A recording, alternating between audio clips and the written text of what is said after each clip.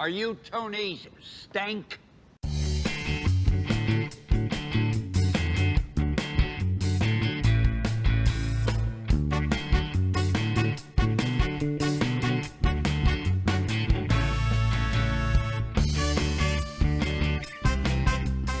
Well.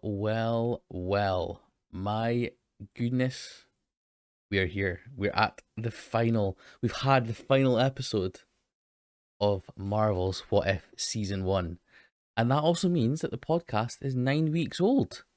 I can't believe it. I cannot believe it. Welcome in. Thank you so much for being here. Welcome to Delivery for Tony Stank, an MCU podcast. A podcast where we chat everything about Marvel and the movies, TV shows, literally everything. Yes, let's get into it. So this is it. This is the finale, the final episode of season 1 of What If, and what a journey it has been. There has been ups, there has been downs, but it is it's done. And to be fair, it finished on a bang. We'll also get into the episode and things, but the last two episodes have been everything that I wanted. Everything that I wanted from What If. So obviously the last episode setting up Ultra Vision, and then this episode's going into how we defeat him. Yeah, it was just everything that I would have ever hoped for from What If when we first got it. So we'll go into it. We'll go into it scene by scene. But again, I just want to do a quick shameless plug for the Delivery for Tony Stank Ko-fi, which you can see down in the corner here, ko-fi.com/Delivery for Tony Stank. If you want to sign up for as little as £2 per month, you will get put straight into the draw for this month's draw, which is Gamora, daughter of Thanos, the Pop. So feel free if you wish to do so. If you want to go into it, then absolutely, like I say, as little as £2 per month, you'll be supporting the podcast. It's just a little something I want to give back to you guys as well. So please feel free to do that. Now, let's get into the nitties and the gritties of episode 9.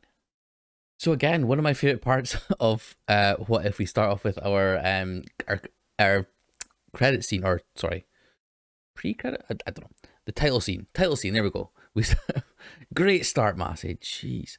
Okay, we start with the title scene. And I mean, this is probably the deepest cast we've had in any What If episode. So Jeffrey Wright, Lake Bell, obviously, who has been doing Scarlett Johansson, Haley Atwell was her name was there. Lake Bell, who else? Frank Grillo, George St. Pierre. So I was excited to see George St. Pierre back as a big fan of the UFC and MMA. George St. Pierre as Batroc was back, of course, as well. Chadwick Boseman's final performance, Michael B. Jordan, Chris Hemsworth, Benedict Cumberbatch, of course, Toby Jones, Tom Hiddleston as well, Kurt Russell, Mr. Ego, Samuel Jackson. It's the who's who of Marvel, of Avengers, of the characters that we've seen throughout the movies, the TV shows, and of course this animated multiverse as well. So straight away, off the bat, incredibly excited. Now the first scene we get is so when I first heard about What If, this is kind of what I thought they'd be doing more of, is giving us the flipped version of like movies and things, or scenes and set pieces that we've seen before. I'm glad they didn't, but this is what I expected at first. So we see the basically the setup to the second Captain America film. So it was Captain America: The Winter Soldier, where they're on one of the Shield planes, away to head over to this ship that's been hijacked by Batroc and his gang of cronies. This time, though, instead of obviously our Captain America, it's Captain Carter, Peggy Carter. who is leading the rescue mission for the something star. I can't remember, Lumineer Star or something like that. And we have Black Widow on the on this Quinjet as well. I love that we see also the Captain Carter version of Captain America's like stealth suit, like the darker kind of navy, but obviously instead of the star in the middle, it's got the Union Jack. So yeah, this is the sort of stuff that I really thought we would see more of at the start of, or when I first heard about What If, when I heard about what they were trying to do, I thought we would see like the more flipped versions of this. So obviously this one, I was wondering if we'd see more about like the Black Panther kind of set of pieces, but having it as Killmonger, that sort of thing. Again, it's interesting that they didn't go down that route, and I think it was the right call, because we've got a lot more stories that are probably more interesting. It's not just a sort of copy and paste and then just inserting a different character into it, but it gives us little tweaks and little things that we can see a bit differently, different stories. But Captain Carter Peggy and Natasha have a bit of a back and forth before Peggy jumps out of the ship, talking about Bernard and accounting, her and Natasha setting up Peggy with him. It's interesting because I found that Peggy called Natasha a widow quite a lot. I don't know what the significance was of that, but I thought it was just quite an interesting little a little touch on things. I don't know if it's because she I don't know. I'm not quite sure. I didn't know if it was to do with the fact that it was kind of like a ranking or something. Captain Carter had more, or Peggy had more respect for a woman, another woman in a sort of almost powerful position, and called her as her code name. I don't know. I just felt there was a bit of significance to it, but I'm not 100% sure. So if you do have a theory, if you do have a feeling for why she called her widow more often than instead of just Natasha, let me know on Twitter. Before Peggy jumps, Widow asks Peggy what his name was, Steve, and Peggy actually has a jokey reaction to it, but it's obvious then that, you know, she still has the yearnings for Steve Rogers, who obviously isn't Captain America, but you know, she lost the ability to see him after the first episode that we saw. Peggy jumps out the ship without a parachute, which is what happened with Captain America in our known universe, in our MCU. Quite famously, lands in the water man just to get up, and we see our first fight scene of the episode. Obviously Captain Carter is very proficient now in the use of the shield, and her fighting technique it's really, again, one thing that's been consistently great throughout the series has been the fight scenes, and there's little touches on this one that I really found brought things to life. So she uses the shield to take out a couple of folk, then throws the shield and knocks out two guys, and the shield comes flying back, and when she catches it, there's a bit of steam that comes off the shield. It's a tiny little thing, but it's really cool. Again, just to be completely transparent, before I film my podcast, I watched New Rockstar, and that's one of the things that they picked up on as well.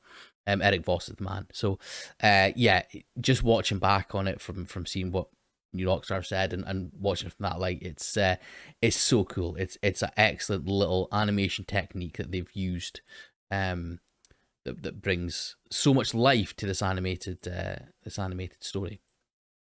Peggy faced off against Batroc, who says that he thought she was wearing a shield, but she So she says she's a pretty good dancer too, obviously referring to her and Steve's promise of a dance. And they go for fisticuffs. Again, incredible animation with a bit of a fight scene, with using just their fists, ducking and weaving. The lighting of the moon on the back of Batroc, onto the shield that's on the back of Peggy. It also illuminates like their silhouettes as well, and yeah, it looks beautiful. Peggy stops momentarily and is kind of taken aback. Batroc asks her if she's scared, but she points up and says, "Are you seeing that?" And we come up and we see our watcher, we see Uatu, who says that, who calls her Captain Carter, the soldier lost in time. You have been chosen. And this is where we know what we're in for. And I am sold. Oh, goosebumps. Okay, so there's then a transition to the next scene that we get, the next sort of battle, the next thing we go to, and it's the kind of shardy multiverse, kind of dimensional transition that we get, and it looks really cool, and of course tells us as well that we're now moving to a completely different universe, a completely different story, and it turns out it's actually one of Star-Lord T'Challa. So the one that the second episode, when it asked what if T'Challa,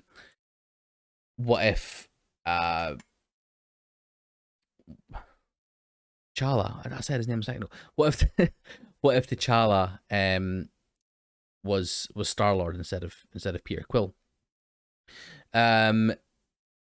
There's a fight, a massive fight going on with the ships at this Dairy Queen, which was at obviously the end of that episode, where we saw the Peter Quill, who was still just a human, or was just normal. Is that alienist? I don't offend any aliens that are watching, but yeah, was basically just a person that stayed on Earth the whole time. And we saw obviously Kurt Russell as Ego turn up, and declare that he was his dad. Inside the Dairy Queen, though, Ego is using a force of energy to come out to Peter Quill, and he's floating and blue, and yeah, and says, "Don't worry, it'll be over in 1,000 years or so." Now, this is a reference to Ego's plan in Guardians of the Galaxy Volume 2 was to get Peter Quill to almost rule alongside him as they kind of infected or took over each planet in the galaxy. In Guardians of the Galaxy Volume 2, when Peter decided he wasn't going to be doing that, that's when Ego said he was going to use Peter as a battery for 1,000 years. So this is now obviously inferring that that's the only plan with Peter Quill, because Peter Quill is obviously not Star-Lord, because Peter Quill isn't anything more than just a human, or isn't known to be anything more than just a human by Ego. He's just essentially completely missed once, or just not even taken the first step, which is to try and get him to rule alongside. He's just going to use him straight up as a battery, or as a power source, essentially. Star-Lord T'Challa, our hero, Chadwick Boseman, again, of course, his last ever episode before his unfortunate death, comes in, saves Peter Quill, and drops a wee bomb on Ego's chest. Now, again, this kind of is a bit of foreshadowing for what happens later on with Ultron. The fast hands. Remember that part if you haven't seen it yet. The fast hands of T'Challa, allowing him to catch an overpowered celestial supreme being, allowing to able to catch them out with still just being a human who knows some aliens, basically. Which again, as I say, it's a foreshadowing for something that happens later on, which we'll get to. But yes, he manages to rescue Peter Quill and takes him out to like a basic green grass, essentially, a little park, and tells them to just hang out here. Peter Quill actually says, yeah, hang back with the giant baby man cape dude, and points up.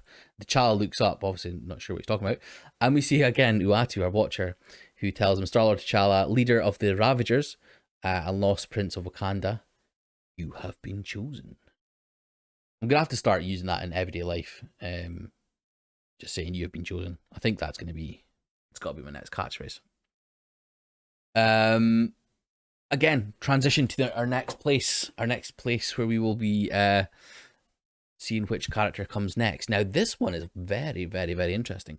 So we are at I'm not going to say this right. Nidavlir. I knew I wouldn't say it right. The Dying Star from Infinity War. The Dying Star.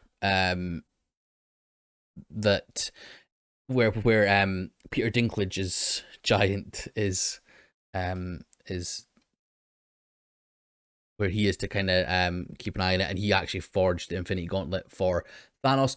Now we actually see the Infinity Gauntlet being forged by Mr. Peter Dinklage. He doesn't have any lines, of course. He's just a giant standing in the background. But the heroes that are there, that are on this Dying Star, we see Tony Stark in his Hulk Buster armor with what looks like Sicarian writing or like war paint kind of thing, and Gamora, who is holding Thanos's double-edged axe sword. This is interesting because this is actually obviously a team up we've not seen before, an episode we've not seen before, and it includes a still alive Tony Stark, which is a rarity in this series. He normally is the one that dies, so it's good to see him. I was wondering if they were going to just kill him off just for continuity's sake, but I'm glad they didn't. I thought it was a bit harsh on him. But yeah, so this team up is actually to do with an episode that was pushed to season 2. So this is an episode that we should have seen during season 1, where apparently it was to do with if I think it was to do with if Gamora was able, or they were able to kill Thanos before he was able to get the Infinity Gauntlet and things. So we will be seeing this team up apparently in season 2. So it will be very interesting to kind of see what happens. Obviously, with Tony Stark being the Hulkbuster in Sicarian, again, New Rockstar spoke about this. I think what my theory is that Tony took the after the fight with Hulk, Tony was then stranded on Sakaar, because during Age of Ultron, it was Hulk that then was taken away to Sakaar in the Shield ship. But I think it's going to be the other way around this time, basically. So yes, very, very interesting to see what happens with that in season 2. I don't know if that's all gonna lead. I'm assuming they're gonna all lead again to one major event. So it'll be interesting to see how they do that, how they make it all tie in season 2. Because season 2, of course, is still gonna have Captain Carter, still gonna have Peggy in it. She's gonna be featured across both seasons, essentially. Tony still talks about what's on Tony's mind is still getting a suit of armor put around the world. So again, the creation of some form of worldwide protection, which ultimately in our universe led to the creation of Ultron, and now, funnily enough, is now coming back round. He wants to use the Infinity Stones, which is obviously which is something that they now have possession of, and Tony Stark actually wants to end up putting a suit of armor around the galaxy using Infinity Stones. Again, it's going to be incredibly interesting to see if that plays into their relationship going forward in season 2. I don't know, but yeah, that it's funny because we basically, we essentially have what he's wanting to do, and that's the Infinity Stones with a in an AI suit of armor, because that's what Ultron is. That's what Ultravision is right now. He is what Tony wanted. The Ultron that came from Tony, and now has the Infinity Stones and is now a danger to millions of universes, the multiverse. So yeah. Tony says, "You can't tell me there's not another big bad lurking in the shadows, monster under the bed," and it's a really cool little shot here. It comes down to his armor, and you see the Watcher who have to his reflection in the armor with his eyes glowing, and Gamora actually even sees him and reacts by flying the sword around, and they look up and see the Watcher. See the Watcher looking down. So he says, what he says is, "Gamora, survivor of Sakaar and destroyer of Thanos." Of course, obviously, the what was said. You know, what if Thanos was killed by Gamora? And then of course he says, he actually says, "Not Stark." Tony basically comes out and says that he's and one who's about to kick your moon-shaped ugly mug. So of course they're ready for fighting the Watcher, who Watcher just absolutely dismisses Tony Stark and tells Gamora, "You have been chosen." Again, our transition into the next thing we see, and it is a Wakanda that is burning, a Wakanda that is obviously not quite in ruins, but is under battle. We see Pepper and the Shuri and the Dora Milaje,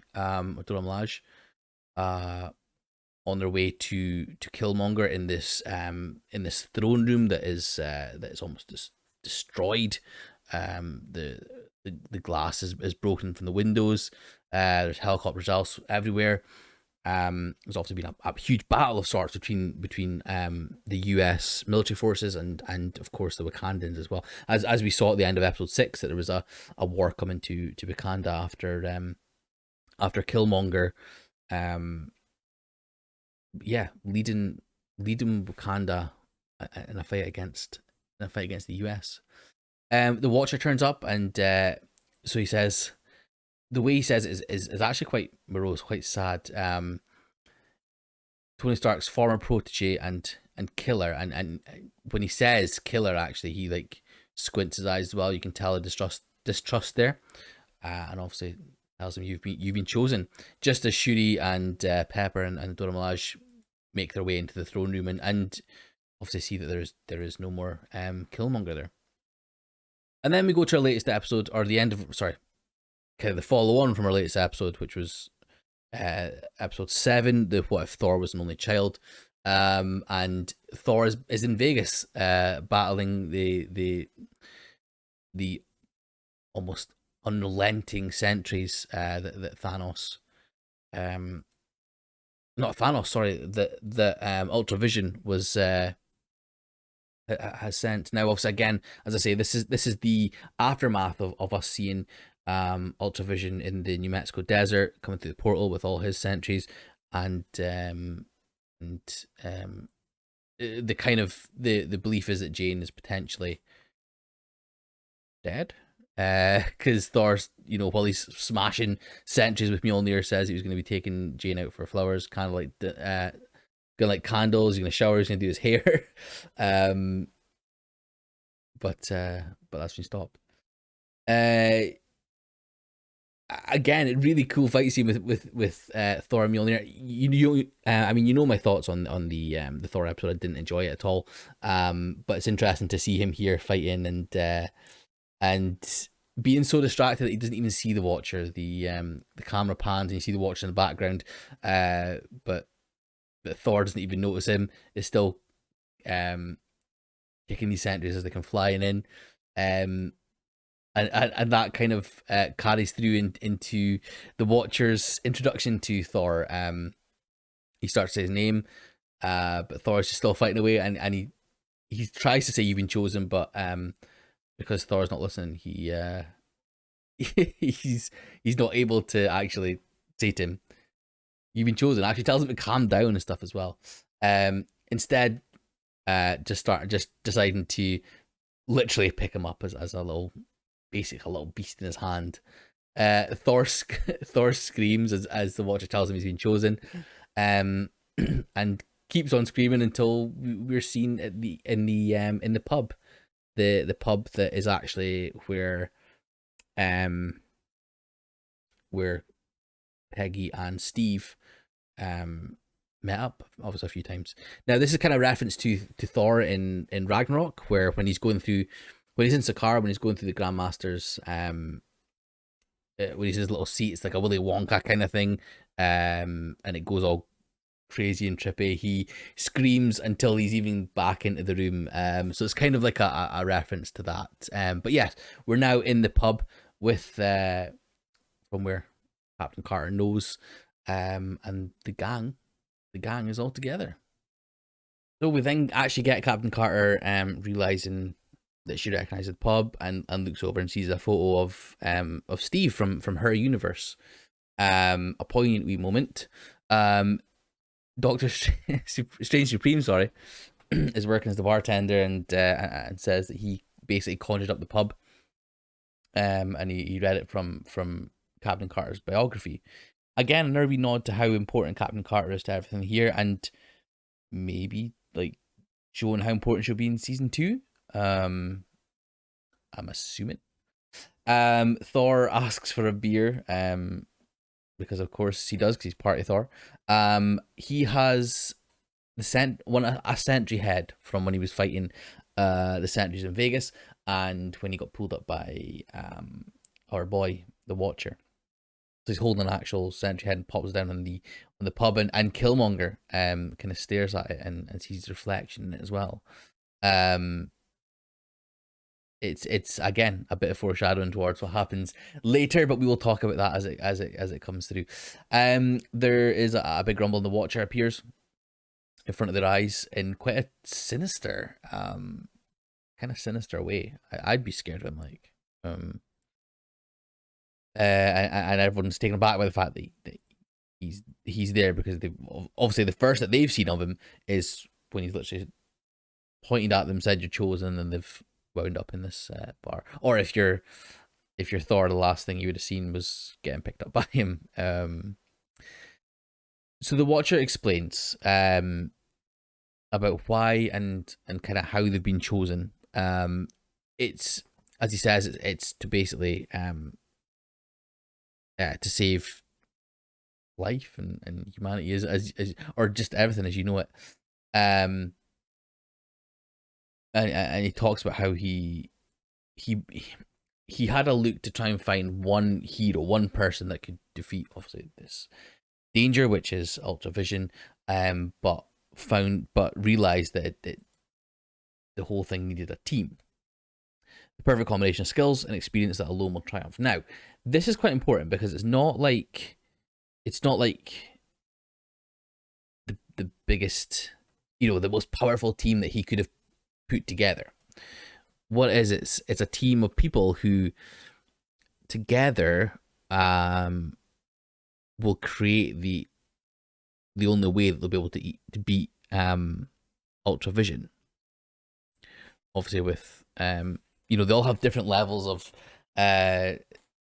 knowledge and powers and things like that. So we obviously, we've got Party Thor, who is a man-child essentially. Captain Carter, who's obviously kind of like a leader, but has had some loss in her life. Strange Supreme, who is kind of, well, literally battling with demons.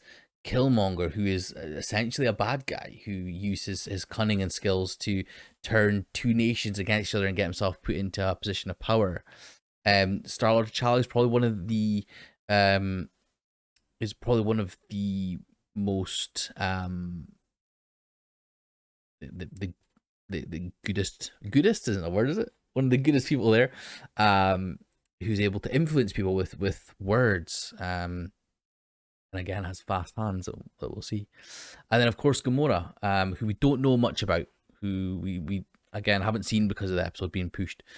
Gamora actually asks, about saving the universe, but the Watcher says it's a bit more complicated than that. And Strange Supreme explains in more detail that it's actually multiple universes. And the Watcher gives him a moniker as the Guardians of the Multiverse.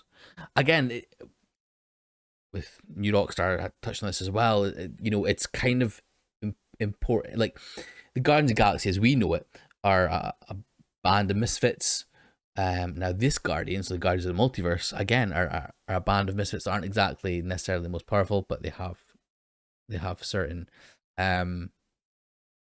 things that together as a whole, as a collective, makes them strong, or makes them able to do what's needed.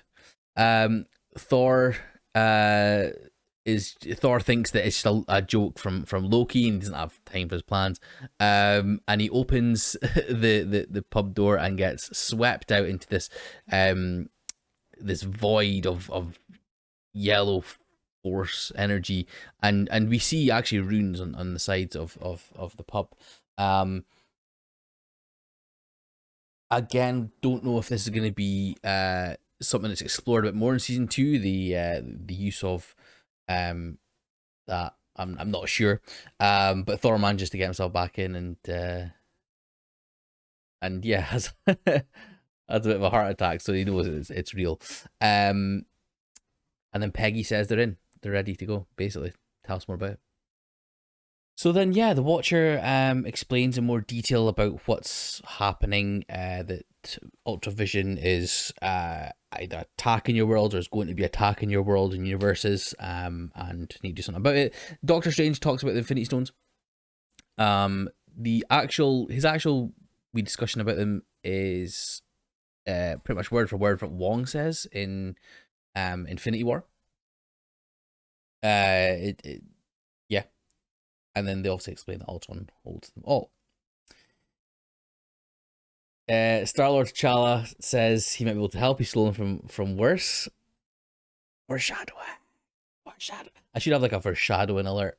Obviously, if you're listening, you won't be able to see that. But yes, they kind of talk about how they're gonna get it done. I believe the only way is to separate his body from the stones. But yeah, Ultron could literally be anywhere in the multiverse with an army of robots, armed with a full set of stones. And Killmonger, comes out with the selfish, it's a suicide mission. Thor brings up that he's getting hungry. He's wanting a Chinese delivery. Ironic, 'cause I had one last night and the leftovers again this morning, and I can tell you, nothing better than Chinese. And so very much like in Endgame, where the Avengers that are left were trying to come up with a way to get back in time and get the Infinity Stones. These Guardians of the Multiverse work out their plan over Chinese food. And yeah, there's a few ways that they can potentially recover the stones and destroy them. And Gamora comes out with her Infinity Crusher. Now, when we first saw Infinity Crusher, I thought, because the way she explained it as well, it's designed to disintegrate each stone into like nothing, into basically atomize them. I thought it was a case of it would need each stone to go through individually through the actual crusher part. Now, again, we will kind of we kind of see later on how it actually works. But I was actually surprised how it worked. I think I totally got the wrong end of the stick with it. But yeah, so they're going to use the Infinity Crusher to get the stones and crush them. So the plan is to get Captain Carter has a chat with him. The plan is to get the Soul Stone to Gamora, and then she'll unleash the Crusher. and with some luck they'll be home by dinner. Thor has a little. He says, you know, there's some people assume that maybe didn't get it.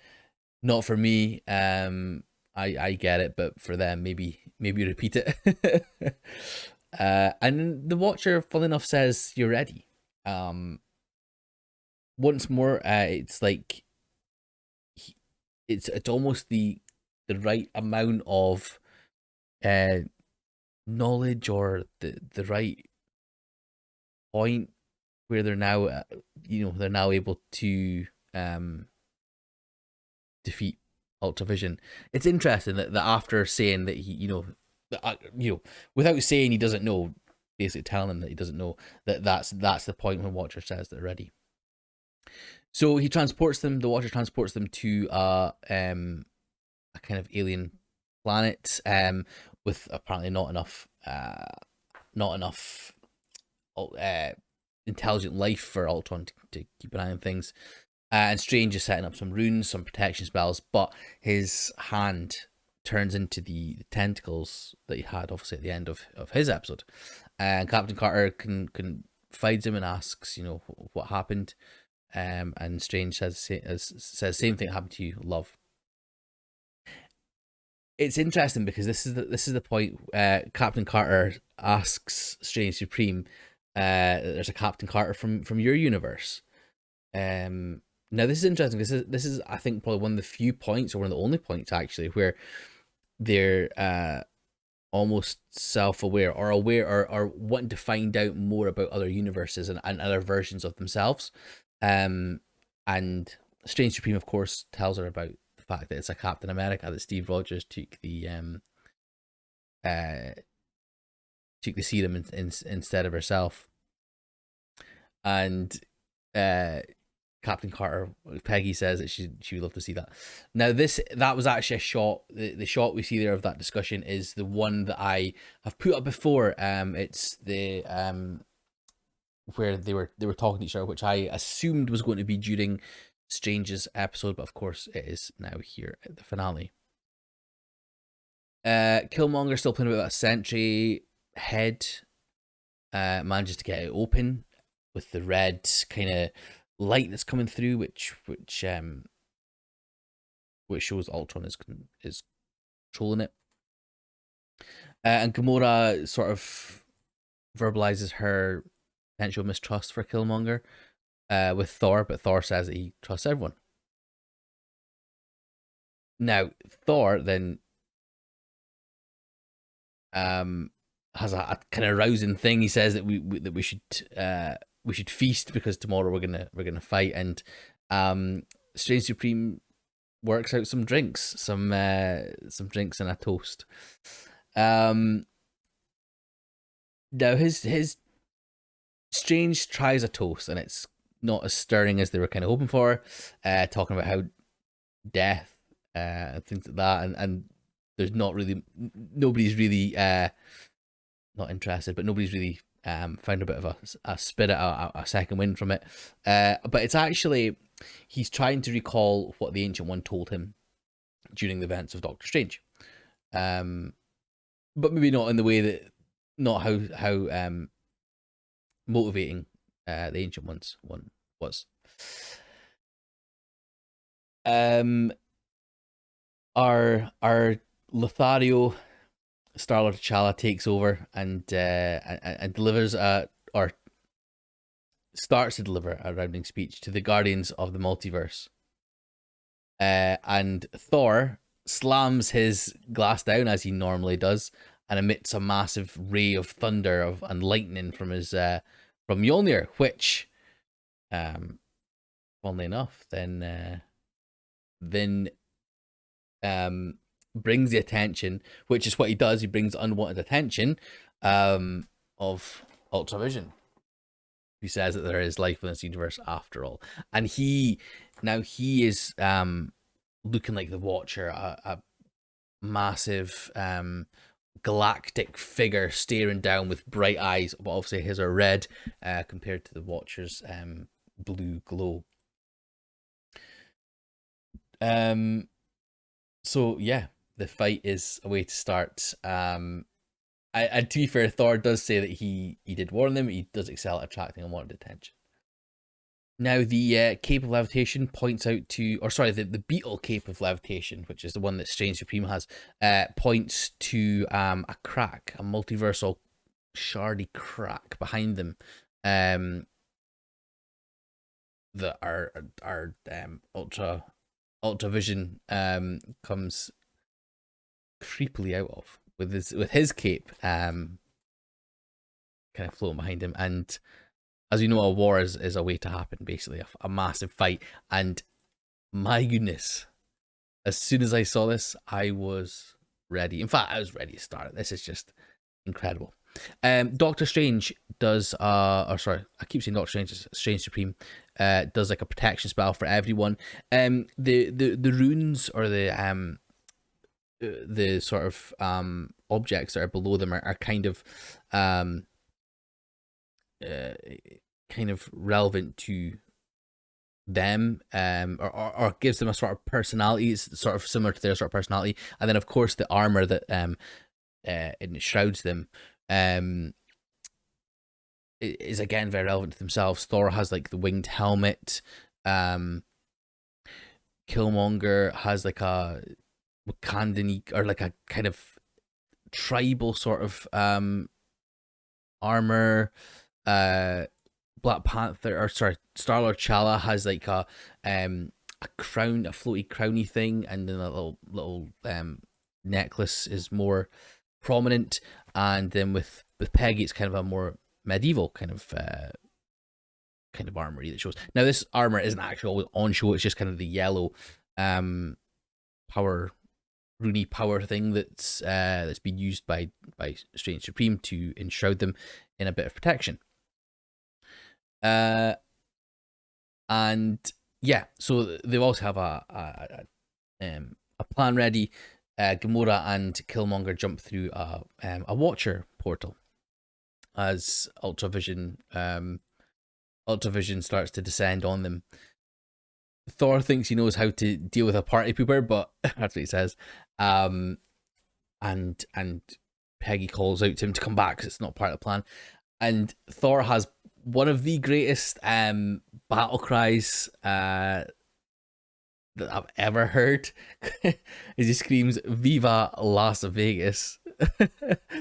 while he shoots a bolt of lightning towards Ultravision, who actually it's a long "Viva Las Vegas," and you know he's firing the lightning straight at him, but Ultravision literally just essentially catches it and that's it. He actually comments on the battle cry as well, since he can't say I've heard that battle cry before. I've heard it before. I heard it from Elvis. Then Ultravision uses 3 of the stones to basically implode the mountain that the guys are on, back in on them and trap them underneath. Ultravision does then kind of turns away, saying all too easy, and floats back towards the portal. But obviously the protection spells have saved them from death from using this mountain.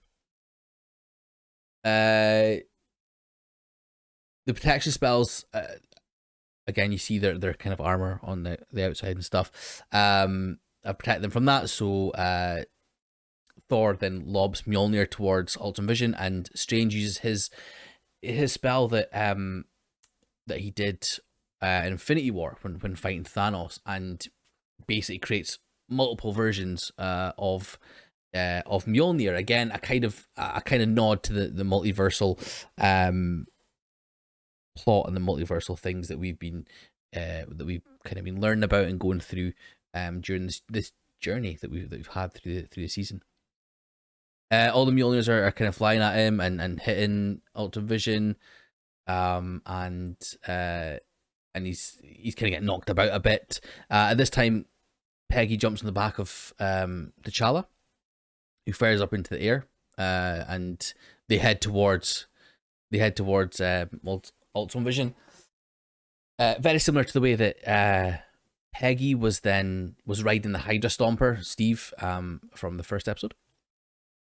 and Strange puts like a spell on Peggy's shield as she flies towards Ultravision, obviously blasting him with a bit of power, and then she grabs onto Mjolnir to head, the actual Mjolnir that's heading back to Thor to head back. Star-Lord T'Challa actually then lands on the back of Ultron Vision and it's thrown off. Now, this is really interesting. You can actually see him steal the Soul Stone from Ultron Vision's armor. It's a frame, literally a frame. But when he gets thrown off, the Soul Stone is there, and then when he flies past, it's actually not there anymore. So we do actually see the point that we will find out very soon. That was, again, you know, I spoke about how it was foreshadowed with T'Challa saying that he's stolen harder things before, and at the start when he was introduced in this episode, his fast hands allowed him to catch Ego off guard. Ultron Vision shoots T'Challa, who's kind of flying away, and he goes flying, and Peggy runs after him just to obviously try and find out if he's got it. And yeah, Star Wars shows her the soul stone that he's managed to nab from Ultron's armor. Again, I must admit, I didn't catch this the first time. I did not catch him peeling off the armor the first time I watched it, but certainly after watching New Rockstar, they showed you the frame by frame of him taking it off, and it's very interesting. Strange has Mjolnirs, a sphere of Mjolnirs, again, kind of calling back to the shattered sphere kind of thing that Strange was locked in. It's kind of shattered prison, and then uses his dragony beasts that come out from him that we've seen. We kind of got a wee glimpse of during his episode. One of the demons that he'd consumed and is within him. And they fire literal fire at Ultron, who then goes to try to use his stones and realizes that his soul stone has actually been stolen. Now, this is the first time really that I think we hear a bit of like surprise, a bit of, you know, in terms of, he was obviously surprised when he saw the multiverse, but surprising that he's genuinely was not expecting, you know, that sort of besting. And he then obviously turns on the power and defeats those demon kind of things. Strange uses a portal above him to send zombies that we've obviously seen from the zombie episode. Sends a pile of zombies, like literally thousands, millions maybe, of zombies on top of Ultron Vision. And Thor says he loves zombies. It's a great idea. But Strange says it's not them, it's what came with the zombies. And of course, we see the all-powerful Scarlet Witch zombie. Did I give her a name? I don't think I did. I don't think I gave her a name, did I? Zombie Witch. Zombie Witch? Yeah, let's go Zombie Witch. We see Zombie Witch. Now, she's obviously incredibly powerful, and we're assuming now as well that she has beaten Hulk. That was what we didn't get to find out about, was, you know, Hulk and Scarlet Witch and Zombie Witch, because Hulk stayed behind to allow the others to leave, and they faced off. Now, this, like I say, this kind of assumes or infers that she was able to best Hulk. She fires her power, her energy things at him, and what actually happens is, while she's doing it, when Ultron Vision pops her head back up, she actually stops and hesitates. This could be either because she recognizes the body that he is in, obviously as her love, Vision. Even in that zombie universe, Vision was the love, or was her. You know, he kept feeding her, and obviously there was a relationship there before the zombie thing happened. Or it could be that the planet's just about to explode, which it does. And we actually get to see a transportation through one of the multiversal portals by way of Peggy Carter, who kind of hits the sides as she's kind of coming through and gets plonked out the other end. They all kind of land through the portal, and Peggy throws the soul stone at Gamora to obviously put into the crusher, but it's caught by a widow that we see, Black Widow, on her motorbike. Now, this is the Black Widow from the last episode. This is the Black Widow from literally the last episode we have, the one that What If Ultron won, where we're in this post-apocalyptic world where she's literally, or pretty much, the only one left. You know, Hawkeye had literally just sacrificed himself for the widow to get out. There's kind of like a standoff, but Peggy talks to Natasha, and this time calls her Natasha Romanoff. Doesn't call her widow, and Natasha talks about how she's meant to be the last person on this planet. But Peggy explains that we're from different universes and we're here to stop Ultron. So obviously, again, Ultron is the one that has killed the rest of this world in her world. Peggy explains how she knows Natasha by saying her dad's Ivan. Her father's Ivan. Her dad is Alexei.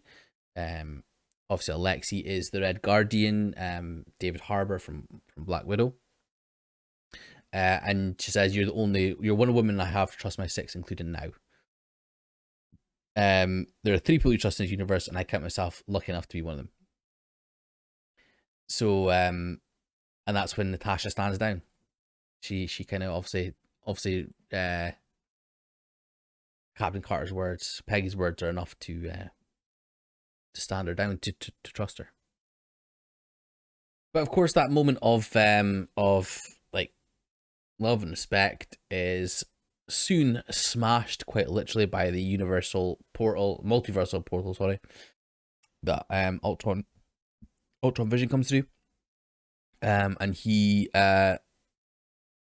kind of force chokes Natasha to come back into his possession, who obviously has a soul stone. Thor lobs Mjolnir at Ultron Vision's hand, or his arm, severing his arm and dropping the soul stone. He's able to just create a new arm essentially from his reality stone, and the Supreme Strange creates a portal that catches Natasha and then gives her a bit of a protection spell as well when she comes flying back through.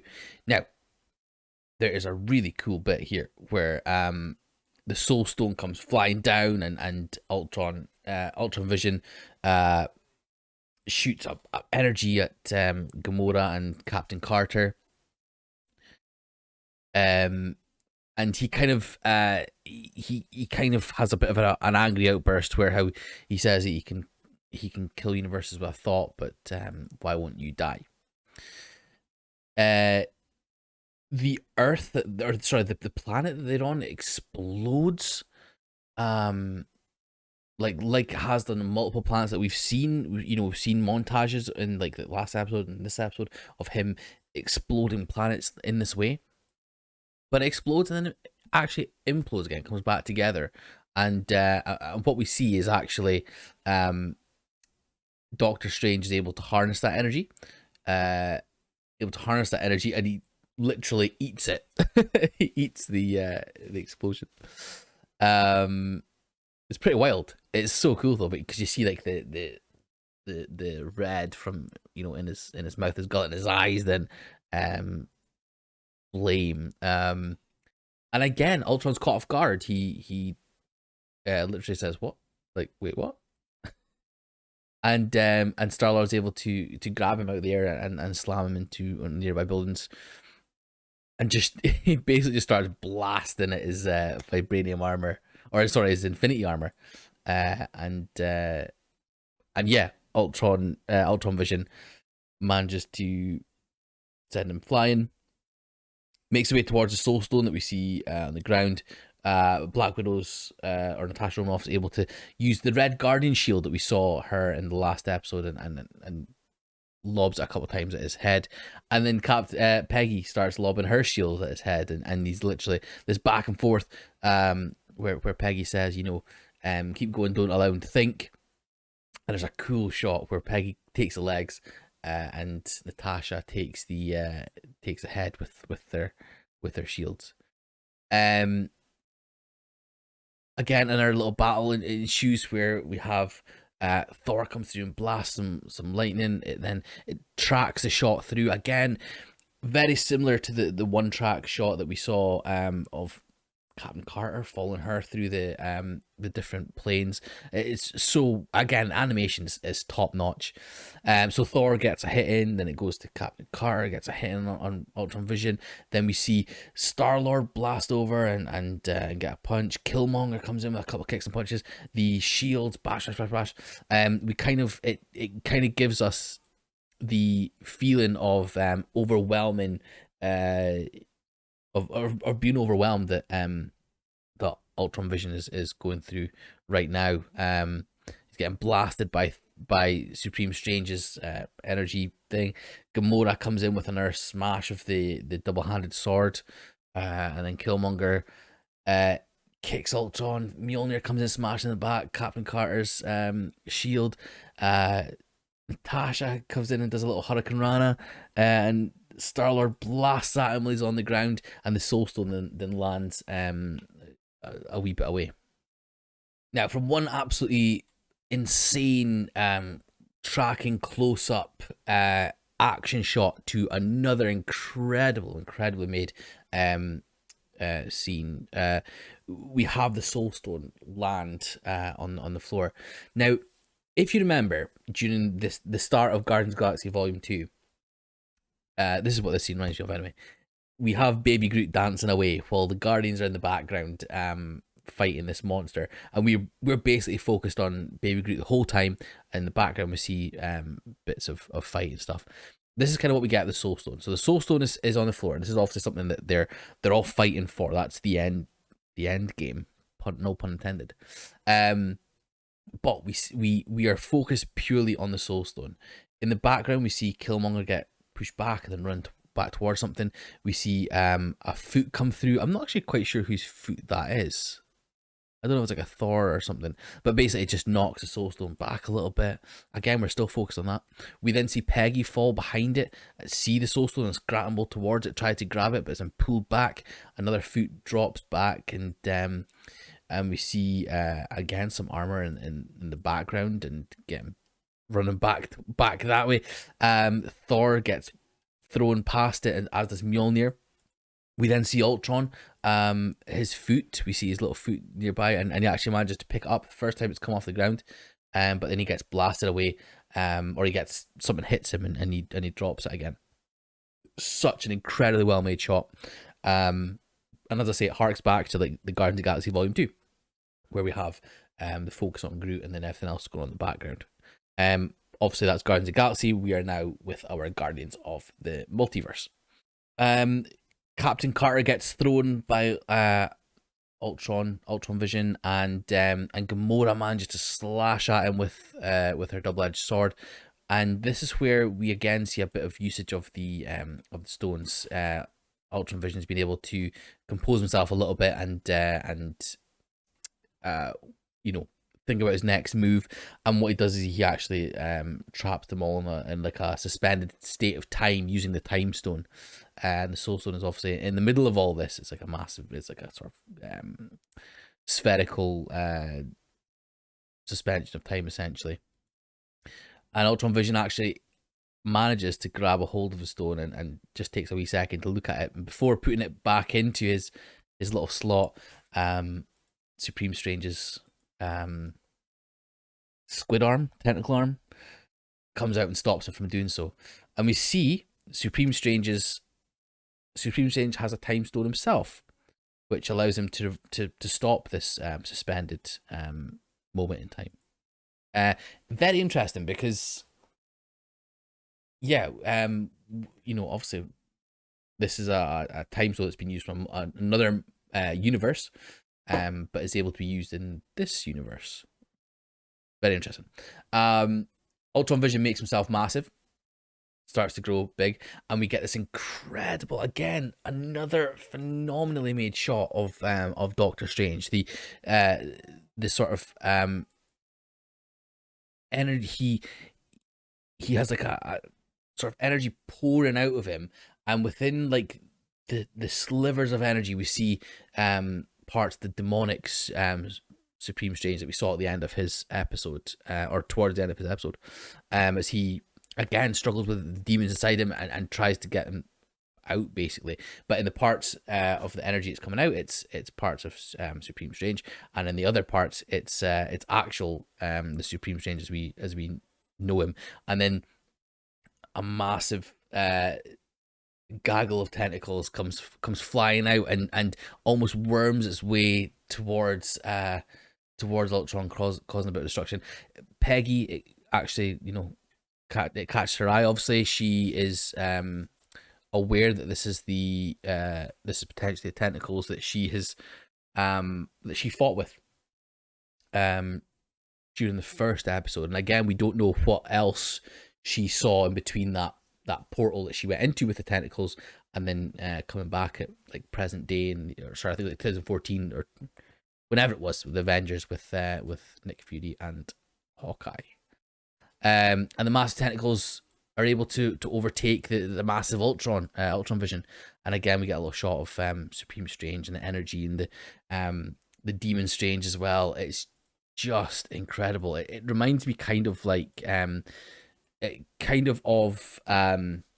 the Spider-Verse, which is my favorite movie of all time, where there's a couple of moments where the when the multiverse is like breaking, when they're in that big what's it called again? It's like the reactor thing towards the end of the movie, and you see parts of the different multiverses or different universes kind of coming into it and things.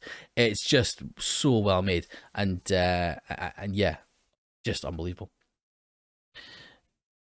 The Soul Stone lands in Gamora's hand, and Ultron is immobilized on the ground. Thor keeps him down with a blast of lightning and shouts Vegas as he does it. And then we actually see Supreme Strange in his demonic form firing energy at Ultron Vision, and he fires like almost like not a protection spell, but some sort of spell that manages to hold him down to the ground, and these chains sort of come out of it, and Killmonger grabs one, Peggy grabs one, Thor grabs one, just holds Ultron all together. And Gamora pops the Soul Stone into the Infinity Crusher. Now this is where I was confused as to how the Infinity Crusher would work, because it's almost like the Soul Stone is like powers it. I thought it would be a case of literally you just plonk each stone into the thing, it would just cut it up. But yeah, the Soul Stone essentially powers it. It gives it a soul, or it gives it like a purpose, a life energy, and it gets like little legs and plonks over to Ultron Vision and starts to nom up all the Infinity Stones from his chest. Nom, nom, nom, nom, nom, nom, nom. And of course the one that's on his head as well, almost like the Mind Stone from his head. And there's that explosion of energy, and it's done. We think it's done. He's defeated. He's been defeated. The stones have been destroyed. They're all a bit bemused. They think it's over, but they're not 100% sure. And in the moment of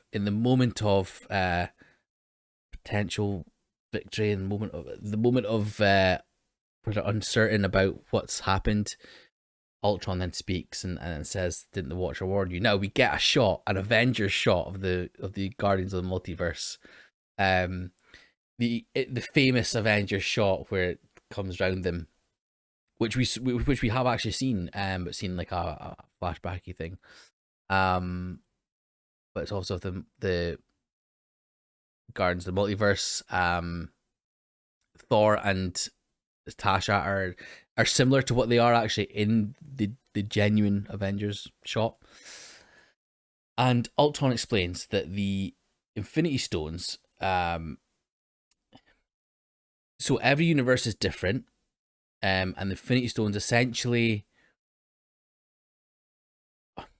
are unique to each universe. Gamora explains it in more detail. The Crusher was designed by the stones on. It was designed to destroy the stones on on her world, not his. So it's not been able to destroy them because it can only destroy the stones that are relating to the world, or the universe that it was created in, which is which is kind of a big part that you probably should know, or that you should have checked. You know, at least phoned up for some sort of procedural advice to the Infinity Stones helpline before putting all your eggs in that basket. Well, that's how I see it anyway. Yeah. And yeah, then we see Ultron float up into the sky, and he has all his stones back again, all his bits and pieces back again. So he's back to literally the main man, the Ultron Vision that we fear. So Ultron and all his stones looks at the Guardians of the Multiverse and says, "You, if I destroy you, you all fail." Now I wasn't quite sure who he was talking about there, but yeah, basically, because it goes towards Strange as well as Peggy. Obviously, Strange is the one that we're talking about, but he then uses a blast that fires out, starts to take off the runes of the protection spells that they have. It's a constant blast of energy at them, and Natasha's shield breaks, so Peggy jumps in the way to try and save her as well, and that then fires them away at the like in the distance. Natasha lands and sees her bike, and next to the bike is the arrow from the last episode, which contains the Zola AI.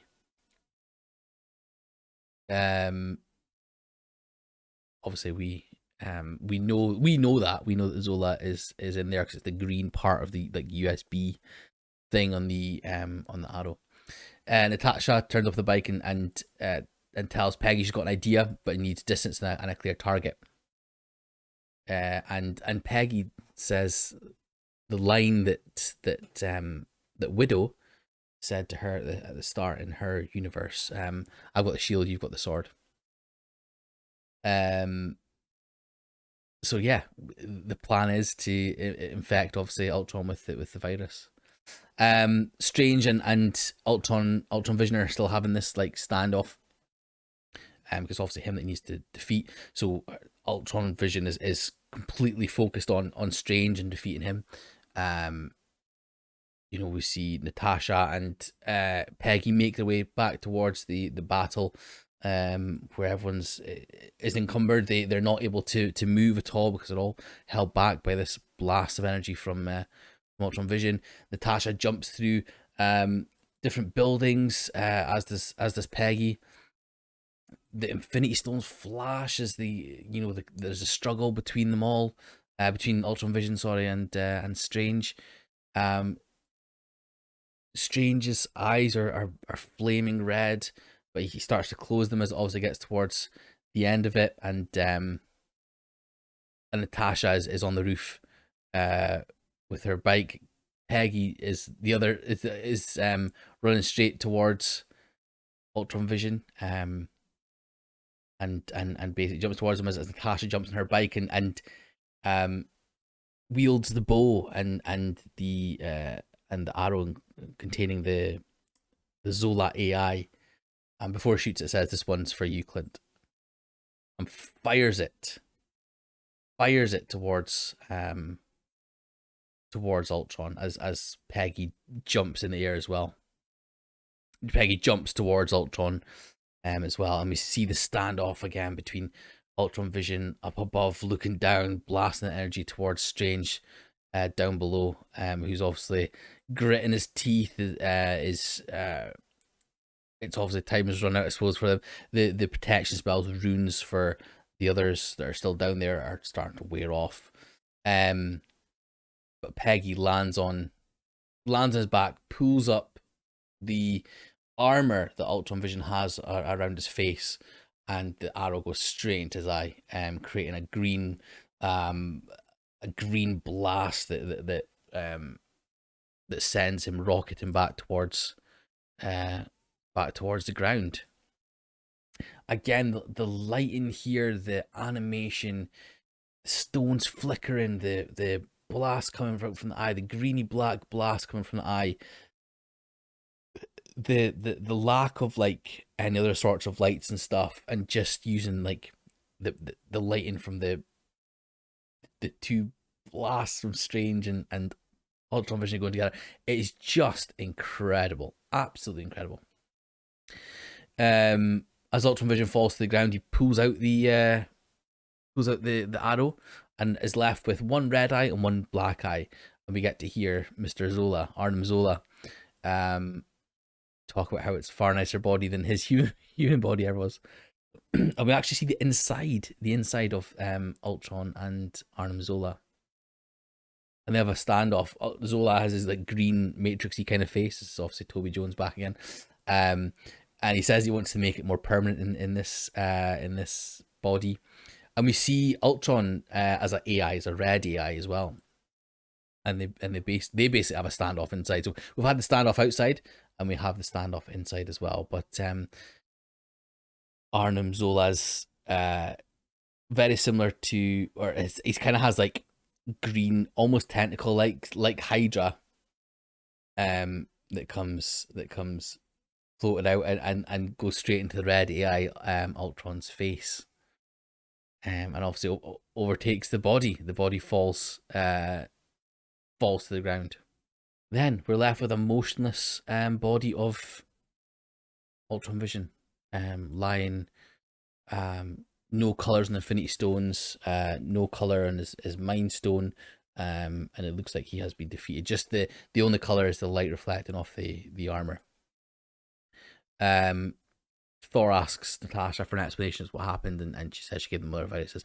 And we see the first of all the shadow of Killmonger's hair against the Ultron Infinity armor, and we see him hold up the sentry towards the body, which draws the Infinity armor onto himself, and draws, of course, the Infinity Stones into his armor as well. And we now have a different foe. We have a super powered Killmonger. I mean, this is what everything that he's led, everything that he has wanted and everything he's led towards was power, was having power in Wakanda, and now he has power in a multiversal sense. It's insane. I was like mouth open when I watched it. Again, though, Killmonger's intentions are kind of selfish. He says the Watcher owes us that they want to repair their worlds, and tries to turn to everyone else and give them that kind of the sort of the want to get back to their world, or to get back to what they originally had or want to have, basically.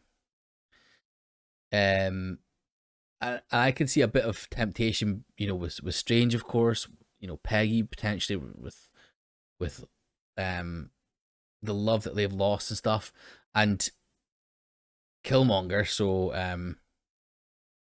overpowered Killmonger then lights up the Infinity Stones and again blasts back the guys. It's I was really intrigued as to see where this was going to go. If we were actually going to get anything, if we were going to get like a battle between him and everyone else, but no.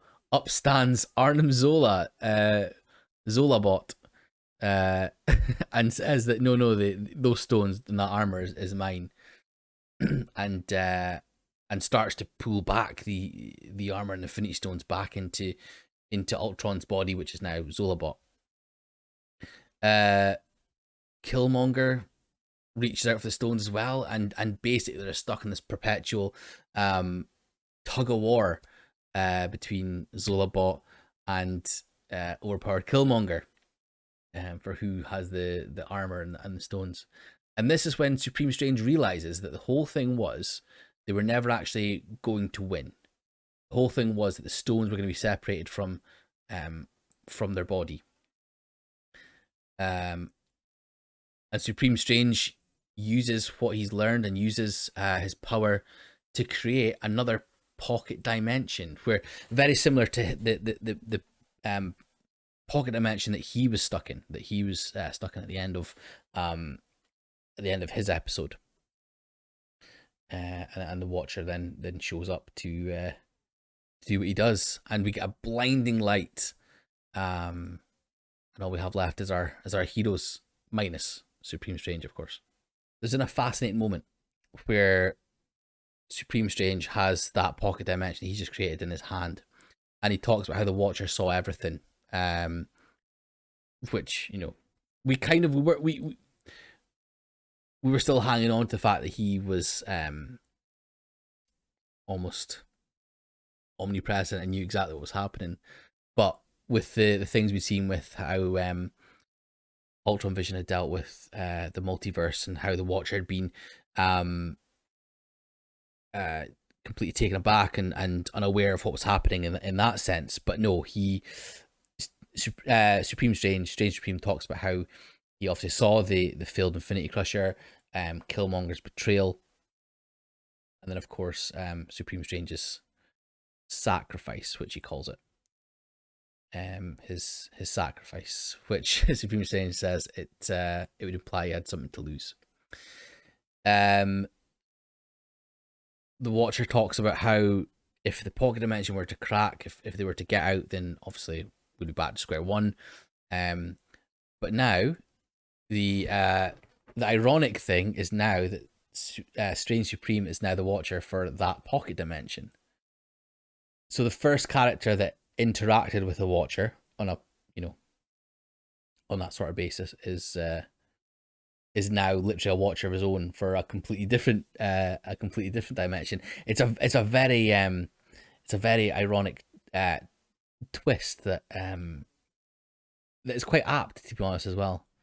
And Strange Supreme calls him his friend, or says that's what friends are for, basically. And then we get back to the pub. We get back to Peggy's pub. Peggy's pub. And the Watchers is thanking the Guardians of the Multiverse and telling them that, you know, when you walk through, opens the door for them and tells them that when they walk through, they'll get back to literally the exact moment that they left. Peggy's one of the only ones that hesitates. She looks up at the picture of Steve, and obviously, and kind of asks if she can,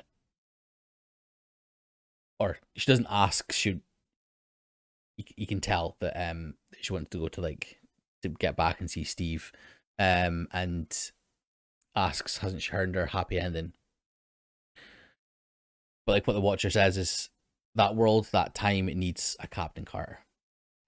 Which means that she has to, again, it's a sacrifice that she has to give up for her universe, which is quite poignant, really sad. And it gives a wry smile to Natasha as she leaves. Natasha also doesn't want to go back. Her world is just literally post-apocalyptic. It's dead. It's desolate. Everyone's gone. She would literally be the last one. She says, "You won, but I lost." The Watcher says he cannot interfere, and Natasha, says I know you can't. We're just stories. You watch us fight, win or lose. You know, she implies that he was basically just watching as Ultron did what he did to her friends, her family, and her world. Um, and this is where we get like, so we saw moments of physical vulnerability from the Watcher when Ultron first became Ultron Vision. But this is where we get emotional vulnerability from the Watcher. He talks about how the worlds are more than that to him. Your stories, they're everything to me. Um, it's really like, even when he says that he can't fix Natasha's world, it's, you know, everything is dripping in emotion and yeah, and sadness. The Watcher in these moments, you know, they talk about how the Watcher talks about how the world and stories and that is more than anything to him. And this is where I think the Watcher is a parallel of us. You know, we're watching these stories and they're literally, um, you know, they give us the same feeling that they do for him. It's a feeling of love for these characters, of love for these worlds, of love for this medium. I mean, even, you know, some people would even create a podcast created specifically around these stories. I don't know who would do that. That would be such a strange thing to do, because no one would listen to it, no one would watch it, no one would care. But yeah, it means more than anything. You know, it's not about it's not about like well, it's more than just I don't know it's kind of one of those things that I kind of feel more than I'm able to like verbalize it and stuff. But yeah, it's a moment of vulnerability, and it's really quite sad to see. Sad, but also interesting. Natasha says she's not walking through the door, but the Watcher says the door was a metaphor anyway, really, to be honest, and creates changes the pub to a universe. Now the universe though is not the desolate uh apocalyptic universe that Natasha actually came from. We actually end up on a shield helicarrier up in the skies, and there's a massive battle going on. Yeah, and we actually hear the Avengers music as well, and we see Captain America, Steve Rogers, fighting away, Captain Marvel as well, and obviously Natasha asks where she is, and the Watcher says in this world they lost their widow. Now this is obviously the world that is from the Whodunit episode, the world where the Avengers were lost and Captain America was frozen in ice, but he was defrosted by Nick Fury, and Captain Marvel was obviously called as well. So, and Loki took over the planet, but this is that world that she now finds herself in. And yes, and we see Loki with the Mind Staff, you know, have Nick Fury basically in to the point where he's a way to win and defeat the Avengers and stuff. But then Natasha saves them, and turns Loki into the mind controlled person that he had done in like the Avengers with like Hawkeye and Eric Selvig. Fury talks about how he speaks to Natasha and says, "You know what, my Natasha, but something tells me you have her spirit," and yeah, and that is it. The Watcher has a little monologue at the end, and we see a montage of everyone having gone back to their own planets, their own worlds, their own universes. And the Watcher is staring right at us. He tells us that he's a Watcher. The multiverse, every single world, every single story is my home, and I'll protect it to the end. A lovely end to a fantastic episode. Now, this is the only episode. The only episode where we have a post credit a post credit scene, and Peggy wakes up at the exact moment when Batroc lobs a punch at her and sends her flying to the ground. But she's saved by Widow, her Widow, and she gives her a hug and stuff on there. And yeah. So we're back into that kind of time. They make their way to the bottom of the ship with and as Widow says, we found what the pirates were after. Peggy might want to brace herself and looks into this like metallic kind of chamber. Looks in, and there is the Hydra Stomper. The Hydra Stomper from the first episode. And apparently there's someone inside. And we finish. There's someone inside the Hydra Stomper. Who is it? Is it Steve? Is it someone else? Is it a Steve that has taken the place of like Bucky in our universe? Is he like a brainwashed guy that's kind of frozen away, only taken out certain times that Hydra or whoever needs him? Don't know. Really don't know. But that's it. That is some stories for season 2 to tell us, and I cannot wait. So yes, that is the end of What If. That is our final episode of What If, and it is our final episode of this season, our first season as a podcast. I didn't know what to expect when it first came about that this was going to be, you know, what they were doing. And again, we spoke about how there's ups and downs, but I think on a whole, it was a very, very well done, very well put together series. And I think it's going to have, again, we're not really sure if it's going to have much in the way of consequences for the MCU going forward, like for our live action MCU, but it is canon. So, yeah, I don't know. We'll kind of see if there is anything that's directly impacted from it. I don't think there will be that much, but I know obviously we're going to be doing multiversal stuff with Multiverse Madness, No Way Home, Quantum Mania as well. You know, Kang as well.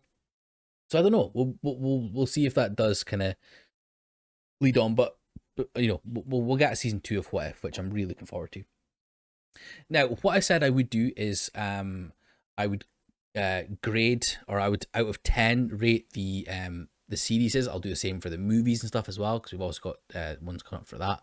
And I didn't want to do it like episode by episode. I want to do it as a whole. I would try and think about how I would rate it as a whole. So, as I said, there has been ups and downs. Now, obviously, the ups of the series have been your Doctor Strange episode, which was you know, full of heaps of different emotions. It wasn't even just a straight up cartoon. I think you could probably watch that as like, and anyone would enjoy it, or most folk would enjoy it, or at least resonate with them.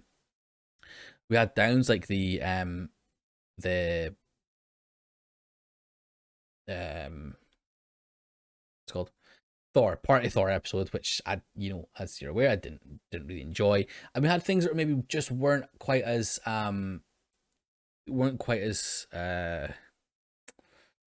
put together as I'd sort of hoped, like your zombies episode, and then also intriguing questions that were answered. You know, things like the Peggy Carter becoming the first Avenger.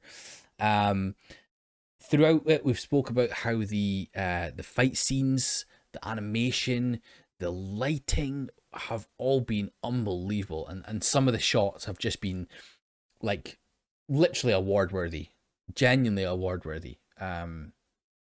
So I think it's been fantastic. It's been a great series. Again, there's episodes I wouldn't really go back and watch, but in terms of what it is, I thoroughly enjoy it, and I think I could watch the finale 2-parter over and over again as much as I needed to. So good. In terms of what I would rate it out of 10 then for the series as a whole, I think if it wasn't for the last 2 episodes, I would probably rate it round about your 6 mark, 6 out of 10. But I do think I'm trying to be critical about it. I don't want to be like giving everything 10 out of 10 because Marvel. I think it's I think before the last two episodes, it was a net positive, just because of the things I've kind of spoken about. So I would say 6 out of 10 before the final finale, but the finale, the final two episodes bump it up. So I'm gonna give it a 7 out of 10. Gonna give it a 7 out of 10. For that, is that too harsh? I don't know. Let me know what you think. Again, follow us or speak to us on Twitter at DeliveryMCU. But I think 7 out of 10 is generous. Again, a couple of standout episodes. Overall, really good, and I think season 2 is probably going to build on that. I just hope they haven't used everything that they had planned for season 2. Okay, and now over to Twitter, where I asked about the finale, episode 9, what you thought about it. First of all, we had a tweet from @FSakeJamie. Thought the final 2 episodes capped off a very cool series. Interesting to see what larger impacts has in the MCU, and definitely excited for season 2. Yeah, completely agree. As I say, season 2 I think is going to be very interesting to see where they go from here. We've had the multiversal threat. Does it then start to bleed into, or does it start to take inspiration or even direct influence from the more live action things, your Multiverse of Madness, your Kang, your No Way Home? We will see. We will soon see. Does it mean, or do they even, I don't know, are Killmonger and Ultron Vision able to break out of the prism, the prison? We'll see. At Corky DM and I said, enjoyed the final episode. I was starting to get bored of the season. Didn't enjoy much after the first episode, but they rounded it off well. He also said there were some good bits in episodes, just didn't enjoy it overall. I'd give it a 6.5 out of 10 of the season. I think the first episode, strange episode, and the finale were really good, but the others didn't hold up for me. Fair, absolutely fair. I mean, as I say, I give it a 7 out of 10, and I would give it a 6 if it wasn't for the final 2 episodes. That's just me being maybe a bit too critical, I suppose. But yeah, I agree. I agree. I think overall it was good. I think they did things well, but there were some things that were just a bit maybe not quite. But that's fair. That's fair. At Foxy Snob says, loved the finale, enjoyed the season overall. Highlights were zombies, Bucky, and the different take on the MCU in general. The multiverse opens up such a realm of possibilities, and I'm excited to see where we go from here. And I think that's it. I think what it does more than anything is actually give us a bit of a it gives us a bit more like a, you know, of an intrigue as to what's going to happen in season 2. I know I certainly am intrigued anyway, but we will see what happens, I suppose. But guys, that is us. We are now done for the first season of Delivery for Tony Stank after What If. Again, thank you for all your support during this. I started this up 9 weeks ago, and or I think it was probably about 10 weeks ago when I decided I would kind of do it. And I've had an absolute blast. It's going to be interesting going into the next couple of podcasts that I'll be doing, because they're going to be based on like movies. So I'm going to change the format a bit.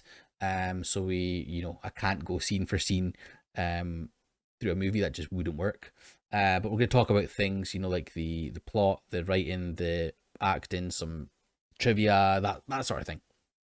So it's going to be interesting. So coming forward, we have the Shang-Chi episode that I will be doing and hopefully have out in a couple of weeks' time. The weekend, the 23rd would be cool if I could do that, but we'll see what happens.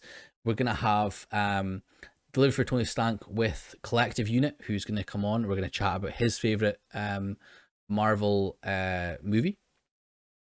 We're going to have the Eternals podcast that's coming out. Well, the Eternals coming out the 5th of November. Maybe leave it a week or so before I go and see it, or I'm not sure. And then we'll do the podcast a couple of weeks after that. And then the 24th of November, we have Hawkeye that's coming out. I'm hopefully going to, again, do what I've done with What If and release the Hawkeye ones on the weekend after they come out, because they're coming out on the Wednesdays. But we'll see. It might have to change a little bit because it's like over Christmas and stuff, or it's coming up towards Christmas and that. When we get to that, we'll see. I might have to give it like a week in between or something. I'm not too sure. We'll kind of see how happens. We'll play it by ear.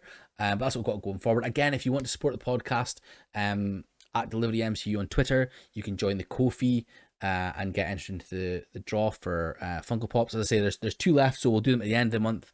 The next one we're doing is Gamora, Daughter of Thanos, and then there is a final one that we will do the month after. If it still works, if it's worth doing the Ko-fi and stuff, then I'll keep doing it.